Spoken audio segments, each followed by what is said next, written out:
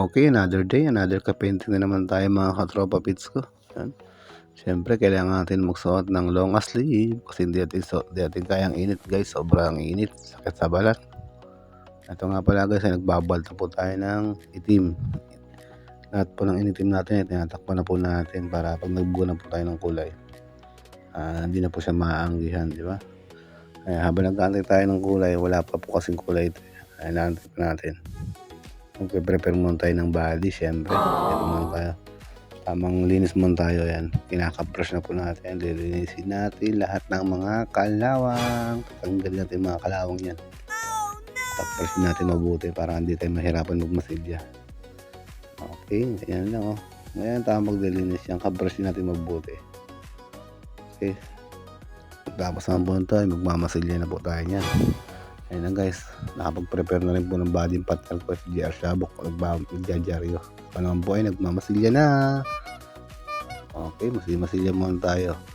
Wala pa naman yung kulay. Tinitimpla pa ng ating amot. Maya ay magkukulay na tayo ng ulo. Sasabay na natin ang body mamaya sa pagbubuga. Ayan guys, nililihan na po natin ang ulo yun. Diba?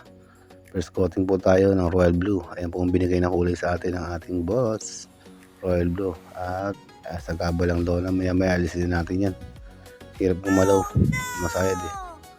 Ayan guys, tatanggal na natin lola sa gaba. Ang tindi na naman ang init. Tarabis. Oh. Ayan na guys. Ilang coating na po tayo ng ulo eh. Sobrang init pero kaya natin yan syempre. Tis tayo, syempre naman. Okay, tapos tayo guys magkulay guys. Ito, natanggal na tayo ng mga pelo natin itim kanina. Siyempre ngayon maya magtatapot tayo yan guys. Siguro sa pagtatapot naman natin guys, 3 patong o 4. Nasa lumabas ang tunay na kintab niya. Diba? Yan, first coating natin guys. Second coating. Top coat niyan guys. Ansal nga pala ang gamit natin dito guys.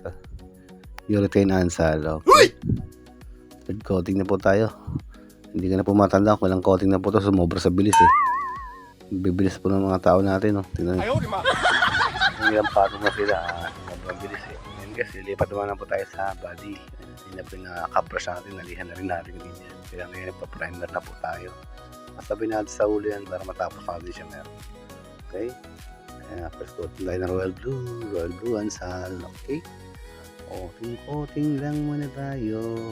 Napamewang pa si JR Shabok ah. Okay? Siguro mamaya uwi na tayo ito.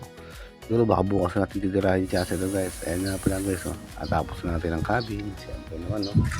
Shiny na di ba? Ganda na. Siyempre kasama na yung body niyan. Di ba? Finished product na. One day lang yan guys ha.